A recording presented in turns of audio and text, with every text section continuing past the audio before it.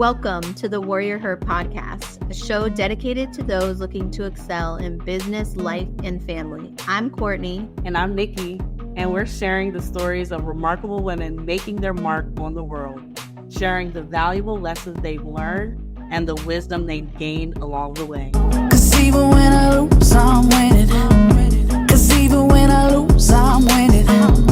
'Cause even when I lose, I'm winning. 'Cause even when I lose, I don't ever take it now. I don't ever take it now. I don't ever take it now. I don't ever take it now. Welcome back to the WarriorHER Podcast. Today we have Tanyette Colon. She is a dynamic entrepreneur and thought leader in the tech industry. She's the founder and CEO of INFUUSE, a company dedicated to optimizing the customer journey for businesses by leveraging augmented intelligence and data-driven insights. With a robust background in sales and marketing, Tanyette's career path began in media sales and evolved through her tenure at Reach Local, an early-stage startup that later went public and was acquired by Gannett. She's also the founder of Regal Resilience, a groundbreaking community commerce platform that is a network of networks that ignites a circular economic engine around the businesses within our communities. Fueled by a patented technology that leverages the best in AI and fintech, the Regal Resilience Network has built a sustainable protocol that has unlocked the digital economy to redistribute profit-sharing members. Her experience working with major hospital systems highlighted the inefficiencies in customer journey management, inspiring her to create a solution that could streamline these processes. This led to founding of INFUUSE, a platform designed to humanize and enhance the customer experience, helping businesses achieve sustainable growth and uncover latent revenue opportunities. Tanyette is also recognized for her leadership in fostering a strong, mission-driven company culture that prioritizes empathy, innovation, and community impact. Her company's focus on providing scalable tech solutions and fostering resilience in business environments makes her a notable figure in both the tech and business development sectors. So, welcome welcome to intro. the WarriorHER Podcast. It's always funny hearing like other people, like the bios and all that kind of stuff. Yeah, it's humbling in a way. You've done a lot of wonderful things. You can remember that you're that girl. That's how I felt at your event. I was like, this is not you made me sound so great. And I was like, I know. I just feel like you are a regular great person. Stop the No, I know. Yes. I know, right? It's funny. It's easy. Stop. Yes, no, but really, you have done a lot of things. I mean, we're going to kind of go into like what inspired you to start your entrepreneurial journey. So if you can just set us up to better understand how that came about from media, like was it right after that? And if you can just set the tone and tell us like, how did you end up in tech industry? Mm-hmm. Yeah, the tech thing I would have never thought because I have really no technical background. It's more in marketing and sales. I think the entrepreneurial spirit was probably born in me at a young age because I saw my mom as a single mother really struggle.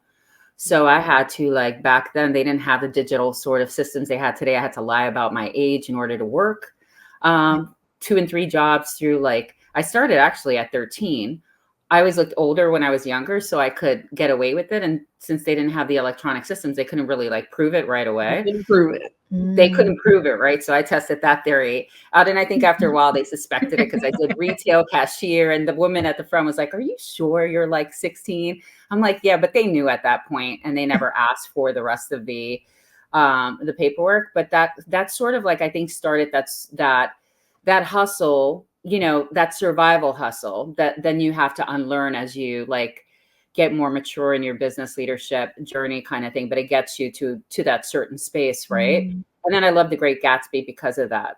It was, a tragic figure in a way, but he was also, dreaming into something much larger than what he came from. And then with it like transforming into like manifesting in form, even though I had tried other things, before that was with a Reach Local experience because it was going into the digital realm. A lot of my experience prior to that had been traditional media, radio, TV marketing sales, and I wanted to get into digital because at that time it was like the emerging place to be. And then and just seeing that whole experience, I was part of the first sales consultant coming into the company. It was like we were like their Navy SEALs team. It was a group of 10 of us in New York, and had it been successful, they were going to roll it out to the rest of the company, which they did. And then the founding, the CROs and the senior VPs were all based out of the New York office. I love the way they ran the culture. They were like forward thinking with the way they built out that company. It was semi-hybrid and remote before remote was cool. They pretty much gave a lot of autonomy in sales. So they wanted people to have an entrepreneurial spirit there as well. They like build your book of business, sort of like this Merrill Lynch kind of model where it's like be a thought leader and whatever like makes your heart sing. And I don't care if it takes you 5 hours to do what it might take people 20, and you're on the golf course or at the beach the other half of the time. Like they didn't want to have to be. Yeah. So that kind of fostered that whole like building a business within a business sort of mentality of build your book. You have autonomy. We're not going to babysit you. And then when you were at that top 1%, which I was able to do for like 17 years, you had so much autonomy that you couldn't leave. That was the beautiful part, was that I had a lot of autonomy and I was semi remote. The bad part was I started feeling a little bit frustrated because my learnings sort of were like capped out. When you're making that much money, it's hard to then go to another position. One, they don't want you to, because they don't want the top people producing going to then do partnerships and other things. And the problem with then shifting to these other positions is they're not mostly revenue generating. So therefore you're not really, the income shifts or whatever. So then I started just seeing this. A lot of my clients were the major hospital systems in New York City and a lot of practices and world-renowned surgeons. And I started just realizing there was a huge gap in the customer journey, just like because we had so much transparency in seeing all the results they were getting, and calls were being put on hold. No one was managing the leads correctly. And in a period of like 2 weeks, I had a multitude of doctors and hospitals saying, I really wish there was a better way to manage that communication journey for customers. And that's when I first went to market right before COVID. And it was healthcare sort of multi-channel communication, and learned some things through that whole experience of first-time founder F-ups that we don't talk about enough. And then later on that experience was a catalyst for doing the Regal Resilience in-person series. But I learned so much about putting together a team, because we had all the right components. So we were in market, we were hitting all the milestones, but where I effed up was on building the founding team. That was built on lack. So when you build anything on lack, it's a fractured foundation. So I put the team together, not based on who was most in alignment with the bigger heart resonance and bigger social impact mission in it. I built it based on what Silicon Valley wanted to see. Yeah. And I convinced myself it wasn't going to be dark, Latina, and I had never been a CEO. I told myself a multitude of unworthiness stories, and I basically put a team together that was exactly what I didn't want it to be. It was 100% transactional, win at all costs, and there was no connection with the team that was being built. They were expendable. So it was like my worst nightmare. It's what I didn't want it to do. And when you think about it, we were primed for COVID. We were in market at late 2019. It was communication for healthcare. Most of these businesses had no way to really communicate when COVID. Yeah, it was a mess. Yeah. And we were already hitting milestones, and we were about to get an investment at that time of $2 million right before COVID hit. And I remember having a pit in my stomach saying, if we get this money, I'm going to be with a team that's not in alignment, that I co-created. And it's just going to get worse, because once money's in the picture, So anyway, there were a lot of learnings on what not to do in those situations. And then the rebirth of INFUUSE is what that's going to come from. And so that'll be open to all industries instead of just healthcare. Wonderful. She kind of answered her. Yeah. So question. Then how did all of that, right? That background, that experience shape how you now approach business and leadership? Yeah. Definitely looking at once COVID hit and then the company, we had to dissolve it. what it did for me, and we didn't get the investment because the guy's son ended up getting stuck in another, overseas when COVID was hitting. So that kind of died off. I went really deep to see what part of me brought that in, because you have to own that everything's a co-creation or a mirror, right? So yes, they had a part to play in that, but I also did as well, right? There was some fractured parts of me that architected that in. So I had to go really deep in 2020 and look at all of it. And when I say I did an excavation, I think that's the deepest excavation I've done to date, was from 2020 through 2021, where I call it like I walked through the valley of the shadow of death. I walked there. I went there. Like the emotion and trapped emotion that was in my body that came out during that time was huge. But I was determined to never look. We're all human. We're always going to repeat patterns. I think the awareness and leadership is like half the battle. If you can be aware and catch yourself, we're never going to be, unless we're like literally meditating 10 hours a day. It's just we're human. So we're always going to have little things, but I would never want to repeat that level of mistake again, because I sold out basically. And I had to own that I sold out the vision because of lack. And I had to make sure that wherever that lack is, that it wouldn't allow me to make that decision again. I love that, because I feel like it's so, obviously it's aligned with what we believe, but took a lot of work to get to that point, I'm sure. Yeah. There's a lot of difficulty before arriving to this place that you are here. Can you share just a little bit about what that looked like?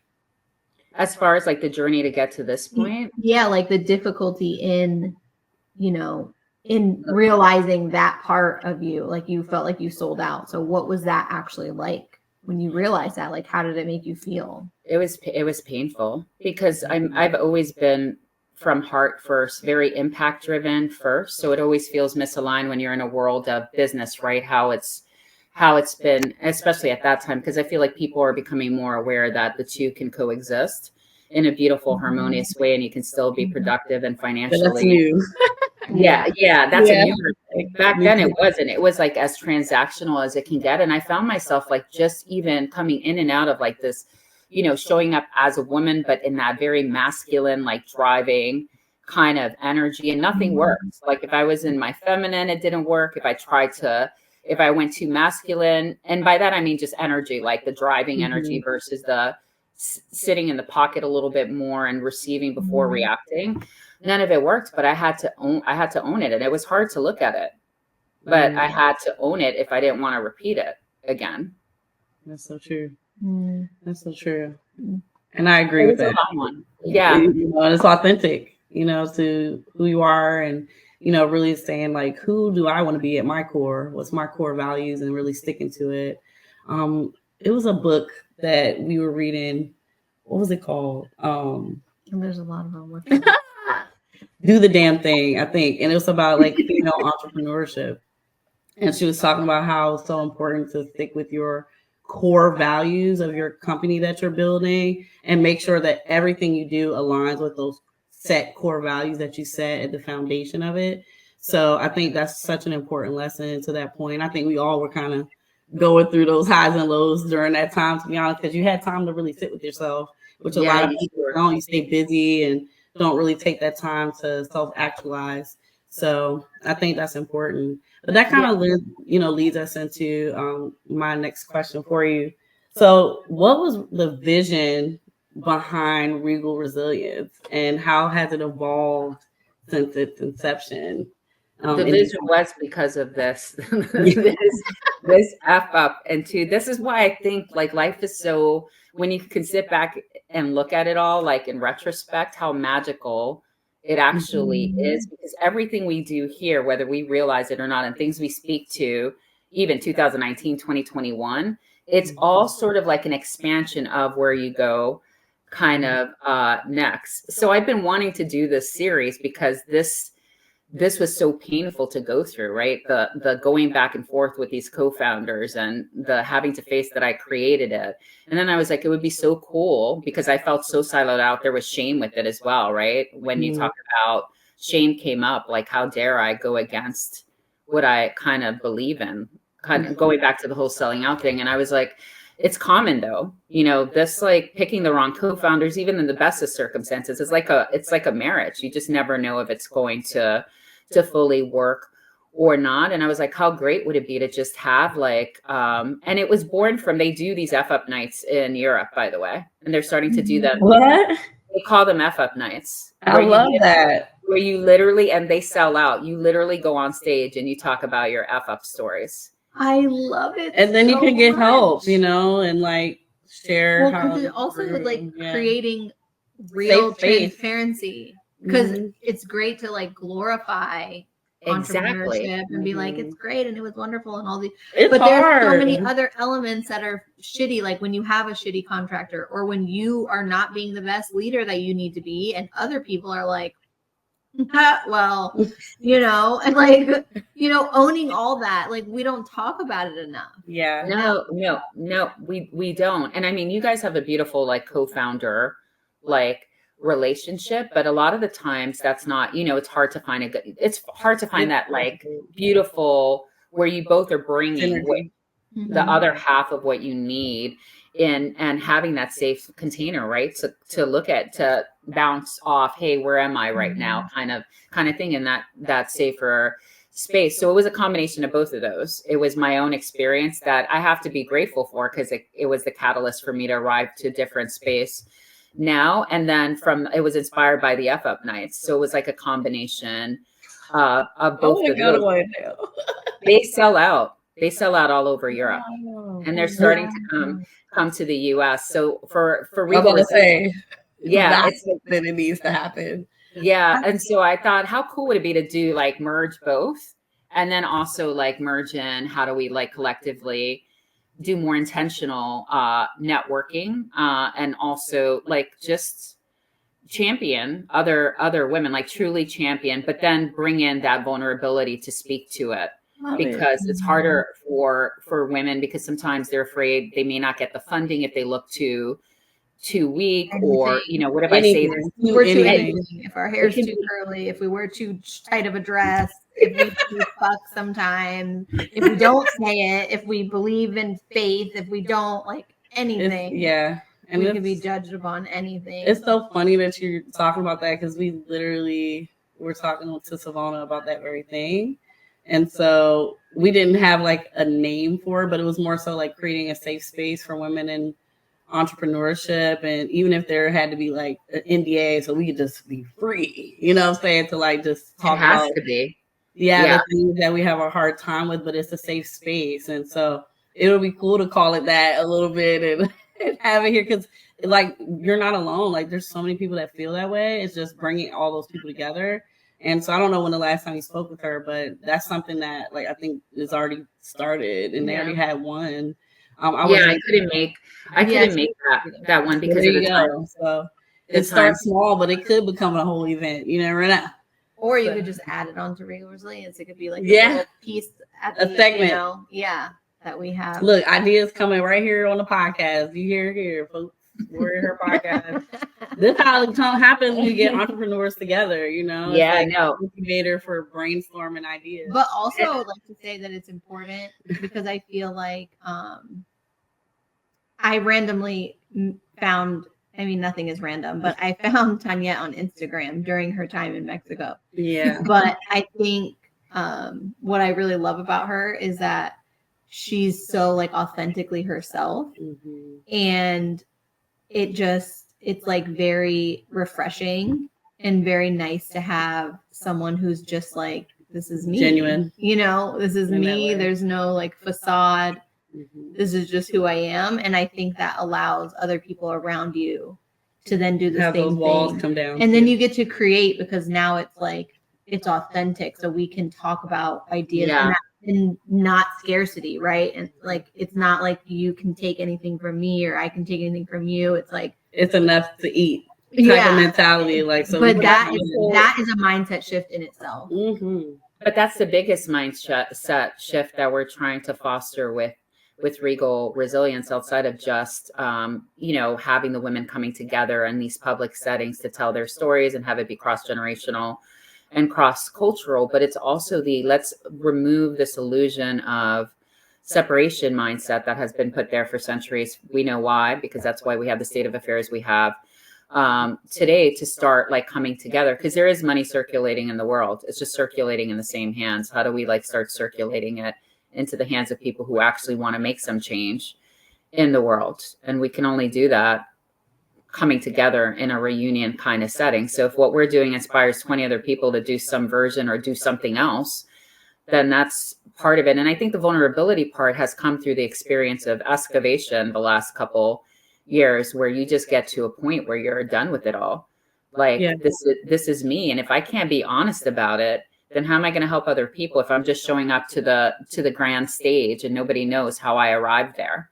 Right. And everybody's beating themselves up thinking, oh, she just arrived. Look how amazing she's doing. Well, I want people to know it's been painful throughout, and there's been times where I've wanted to and I'm still in the journey. So I want people to be able to like feel like it's okay. And it keeps you humble too, Yeah, it does keep and approachable. It keeps the humble part and also the teaching part. So people, because I think a lot of people shame themselves because it's been a tough economically for a lot of people, a tough few years. Even now, I know businesses that are just barely getting by or having to revamp, and it's not going to serve. Also, restructure, and it's not going to serve anybody if we're all pretending instead of coming together and saying, okay, well, how can we, collaborate and grow together. Yeah, that's the only way to make it through, honestly, and to the other side. So. Did you want to do the next question? Yeah. Okay. Yeah. So, I mean, I think that kind of segues good is how do you then identify and capitalize on market opportunities, particularly as it relates to like the tech industry? Being as fast paced as it is. Yeah, I know. I've been thinking about that a lot. Is it fast paced because they're saying it's fast paced, or is it just like, or are we supposed to surrender to the divine? Like, I'm going to go spiritual now, because the Regal Resilience thing actually was a happy accident. It was, even though I wanted to do that series, it only went out into the world because my main startup that's given me the hardest time to launch, because it's been, but again, everything is like divinely, I call delays are sometimes divinely guided, because that one was delayed. It was supposed to launch in January. Now it's not launching till September. I decided to do the Regal Resilience event in December in less than 3 weeks. And that was a pure on surrender co-creation with God. Like, I'm not shy about saying that. That is like the Harry Potter wand of Harry Potter wands. Like, you feel it, because you can't make the stories up when you don't, we know we're women entrepreneurs. We don't get the same like funding, or Microsoft wasn't banging down on my door to do this event. In fact, I've been told several times that a lot of these people do not want to sponsor women, especially women, diverse women events. Like, of course, if I do something related to like AI or something, sure, we can get some of those people in. But for the everyday, like women coming together, diversity, celebration of all that, a lot of that funding's been pulled back. And we've seen a lot of nonprofits get pulled back as well. But that was like full on, like I surrendered, I let go of any ego of numbers, and it came together. And then what I realized was my experience from the last year prior to that, of building a whole partnership ecosystem from 0 to like 120 people for a company based out of New York, set up my mind to start thinking about, well, how do we circulate economy? Because even with my other company, I'm looking at how do I circulate money back into their business so that they can push it back into their communities. So I was like, how do we, because I knew I would have to open a digital community, but I didn't want to just race to open it. So this is where that pause is important as well, to see like where the life-centric things are happening. So I was kind of like, what do I need to do here to make it so that we have a bridge to really prove out that we can circulate economy and have these businesses grow, like the women businesses and allies in our network. And I magnetized in a co-founder that had the tech, and he wanted me to go help him. And I said, I'm clear that I don't want to do that, but if you want to come on this side. And then he became a co-founder, and now we have the tech part that allows me to fuel the marketplace, and it has a proven out protocol that will allow me to show, okay, the women come into our community, they have businesses, now we can circulate economy in various different ways to make them whole, because that's my big ethos there. Yes, we will educate the whole woman, but it's more about I want to make sure that we can bring economy into their businesses so that they can meet a milestone to get the funding, or maybe they don't need to get the funding. They could just sustainably have a pipeline of business that feels good, right? That they're living their ethos, because there's too many talented women I know that are just getting by with all the magic that they have, and we're all like competing against each other like it's the Hunger Games. But there's plenty of money out there. There's abundance everywhere. We're just separate. We're not talking enough, right? We have so many. Like the boys do. Like the boys will be like, "Hey, I could do this.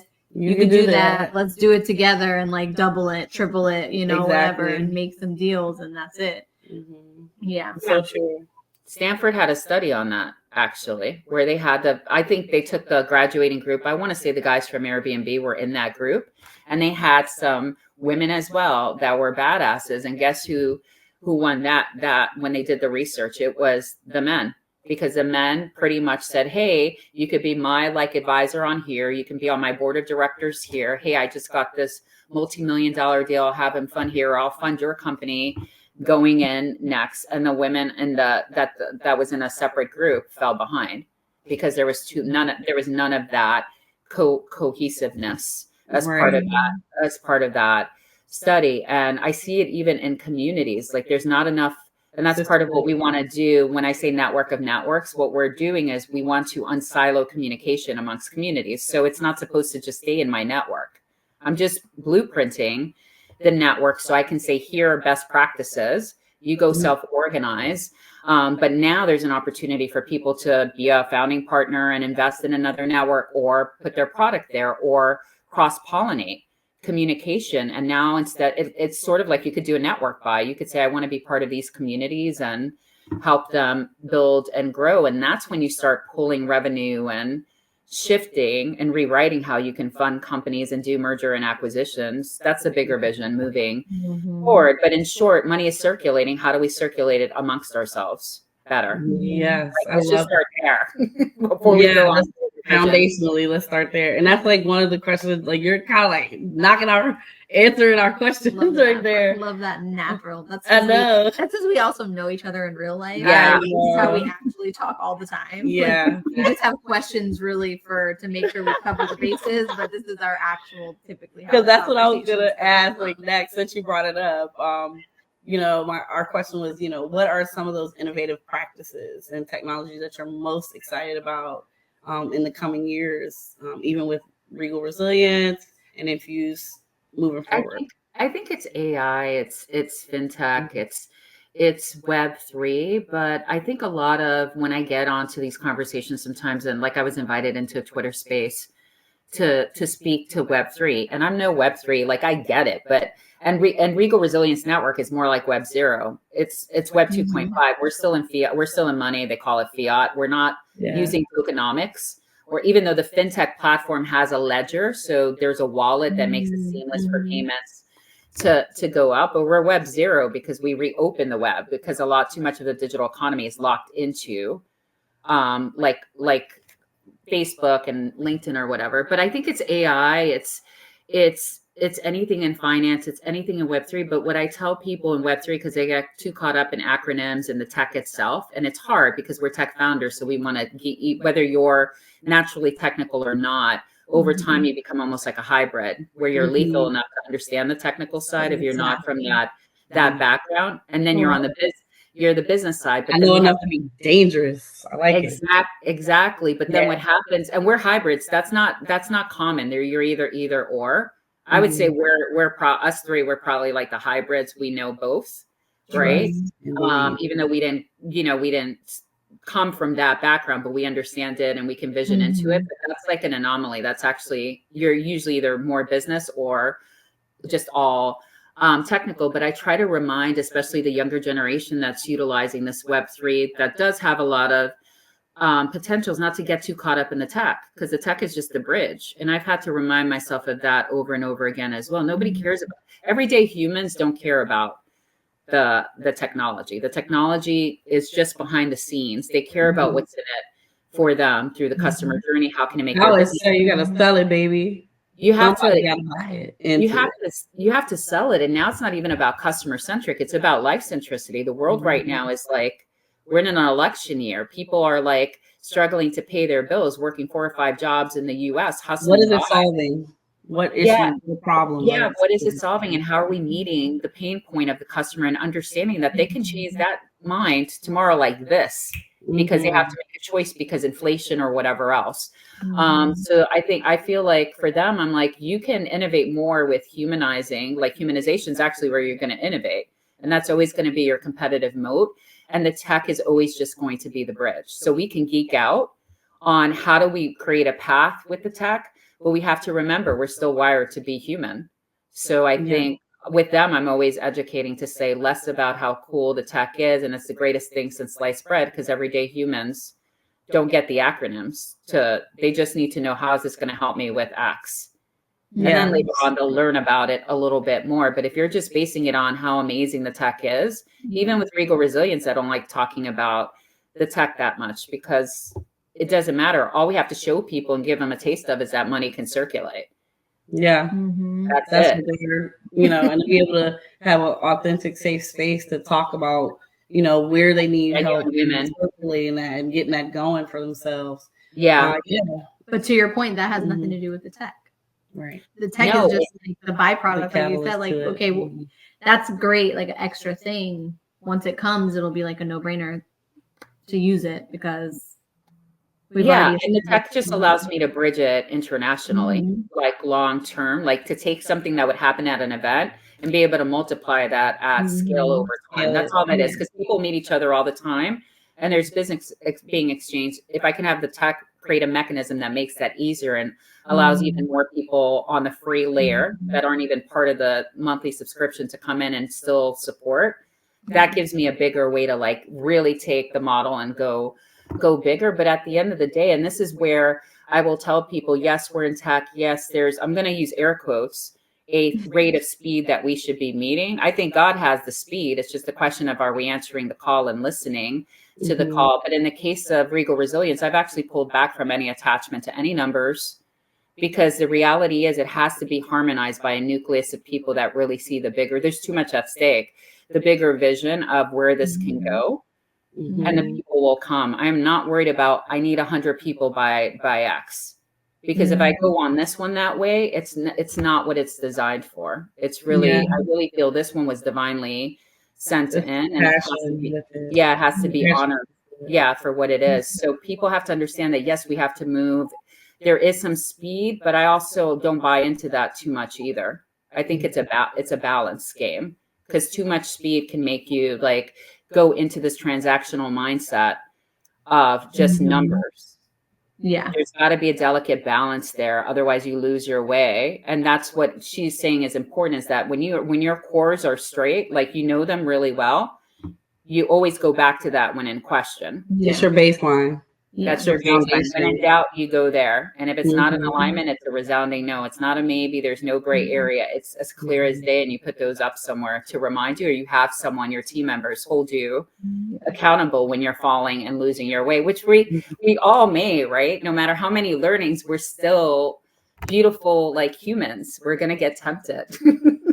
That's why I'm super grateful that we have like our little method of like, we come with, like, if it's an idea, I come with my yes or no and my debates on it, and my, and she does the same, and we'll write it out. And if it's like, if we both can't agree, then it's a no for right now. It may not be a no forever, but it's a not right now because we can't come to an agreement on it. And that means there's some misalignment there. And so that's how we move. And then we let it go. We don't let it affect us. And then we move forward and find another solution in the meantime.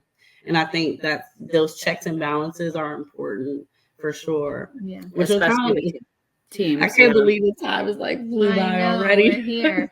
I do just want to make one quick point, and then we have one question. But I just want the people who are listening to understand, like, you started this in December of 2023. In a few weeks, you put this beautiful event together during Art Basel or Miami Art Week, whatever it's called now.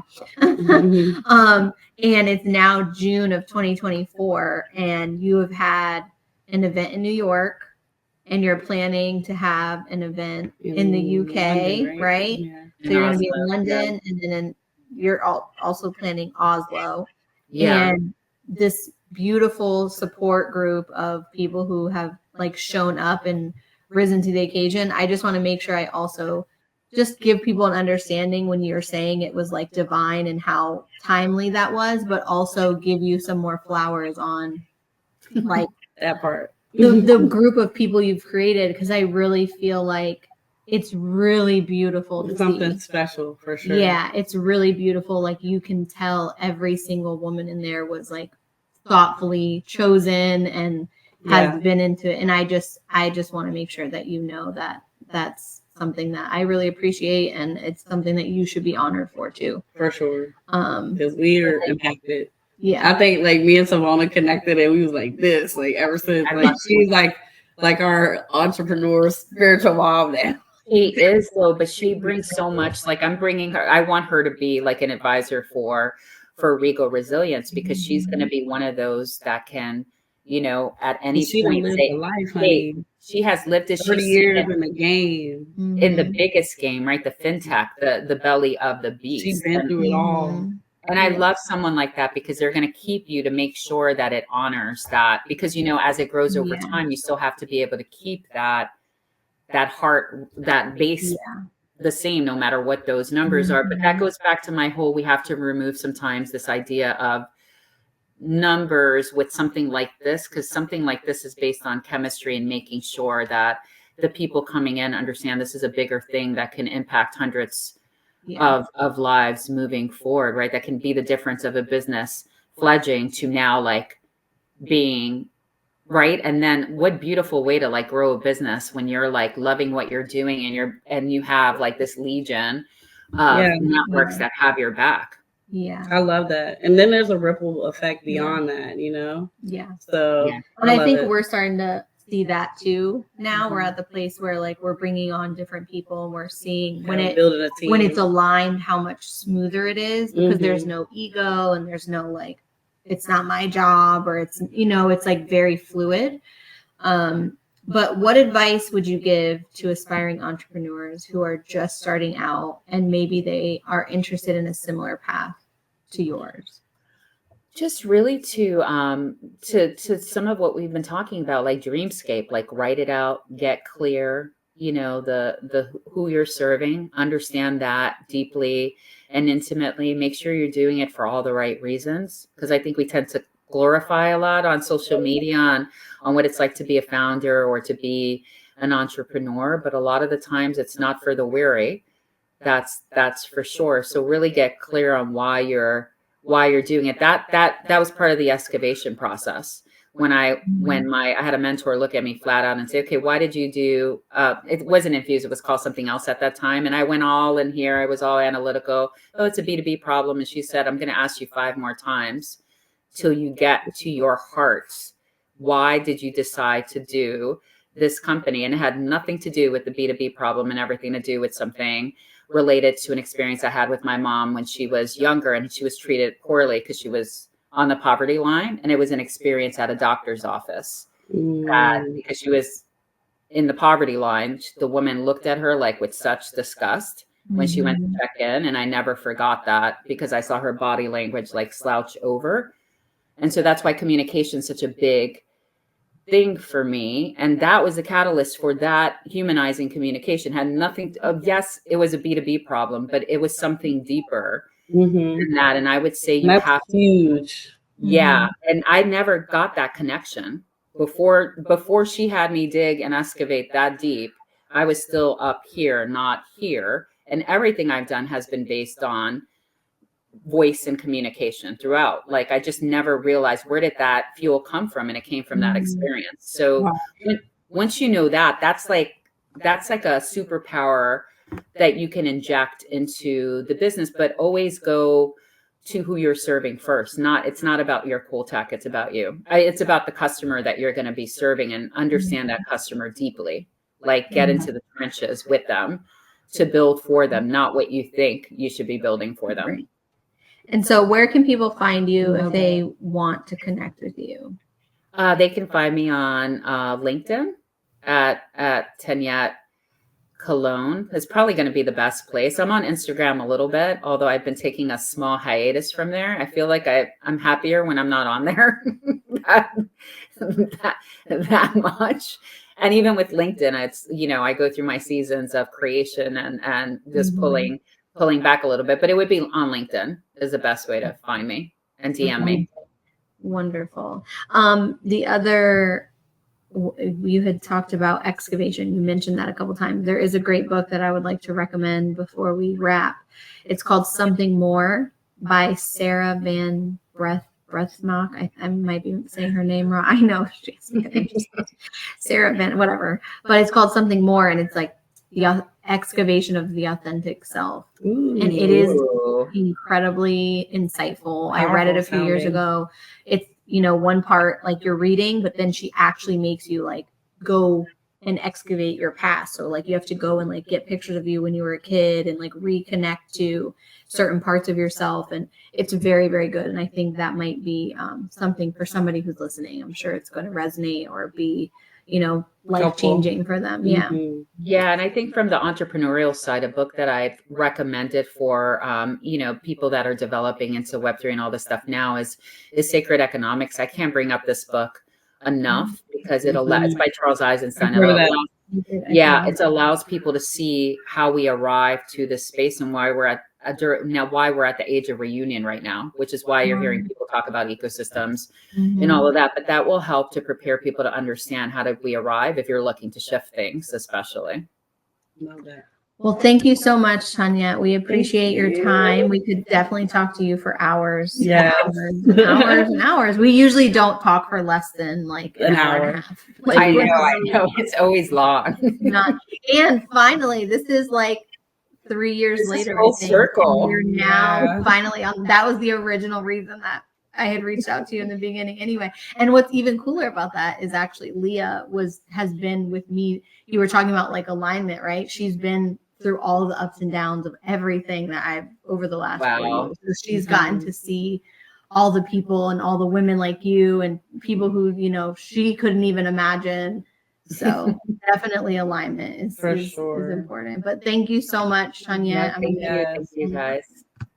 Thank you for tuning in to the WarriorHER Podcast. We hope you found inspiration and valuable insights from our incredible guests.